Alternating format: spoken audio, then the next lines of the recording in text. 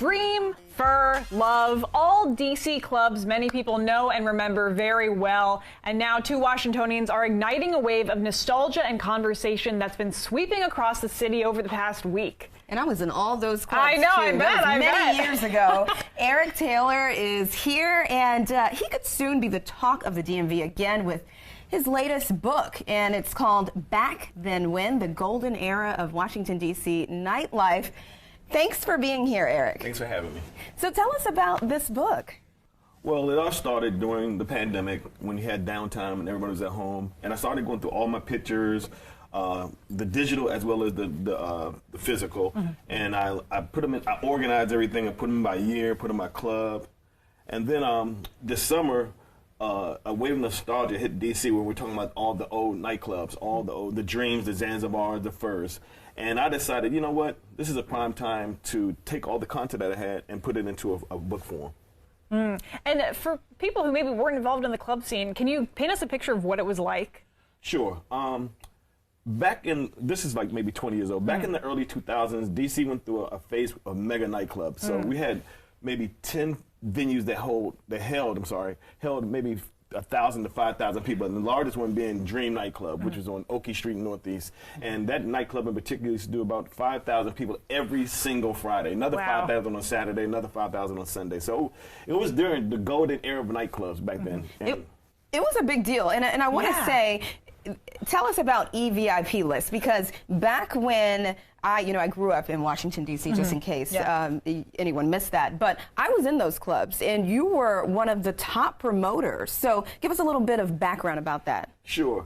I started my promotion party business in like 1998, 1999, working under Mark Barnes at Republic Gardens.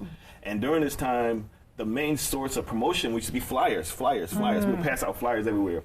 And then one time we had a crew called Urban Hain Suite that came in, and they did a party with no flyers. And I was very curious of how they got the word out. And they were like, we're using our email list. And now remember, this is 1998, so it's brand new. I mean, I think Amazon was only 2 years old. So it was brand new in the technology phase of emails going out with party information. And I sort of saw that coming. I saw the trajectory of where it was going. And I decided, hey, this is what I'm going to do. I'm going to collect email addresses. I'm going to create a database, and I'm going to use this database to promote parties and special events in the Washington, D.C. area. But we ended up promoting parties and special events all across the United States. Wow, that's incredible. This book takes us back. Talk about when people read it, when people open it, what can they find? Sure.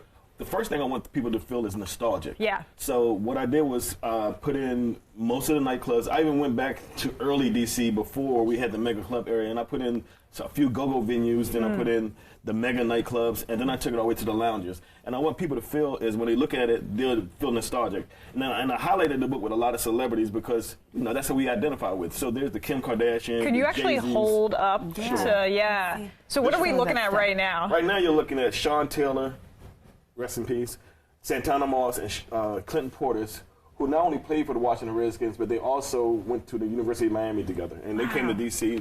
during the early 2000s and played for the team. And they had a party, which was called the Three Kings Party, kind of swinging off of what you all just talked about. The Three Kings finale, and then I happened to see them that night, and I got a good picture of them. And this is probably one of the last pictures that Sean Taylor ever took. Wow. So tell us how the scene has changed. Now, from then, and I mean, you talk a lot about nostalgia. So from then to now, how has it changed? Sure.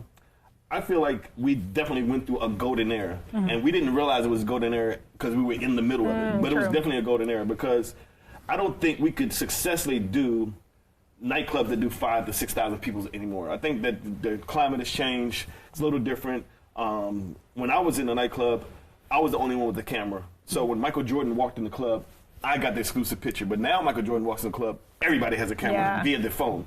So that part has changed. Then there's a lot more medical marijuana or marijuana use. There's a lot more hookah use and a lot more phone use. Back then, you would go to the bar and talk to a young lady, but now people DM the girl across the club. I'm like, I have talked to these people. They're like DMing the girl. Sliding in the DMs. Right, she's 20 feet away. But they're DMing instead of going to talk to her. So those are the things that changed for me that kind of, I said, okay, now it's time to regurgitate the good things about the nightlife that DC was known for. And you got to remember, DC back then was known as Chocolate City. So where other cities had different events. Like, you know, you go to Atlanta, you're talking about the music business. You go to Miami, you're talking about a nightlife business as well. But it wasn't as prominent as DC's nightlife. Right. So DC nightlife kind of stood above everybody else's nightlife for about a 10 to 12 year period. And where can people find this book? Sure. Of course, we're on Amazon and Barnes & Noble, but if you want to get the copy of it now, you can go to backthenwhen.com and order the book.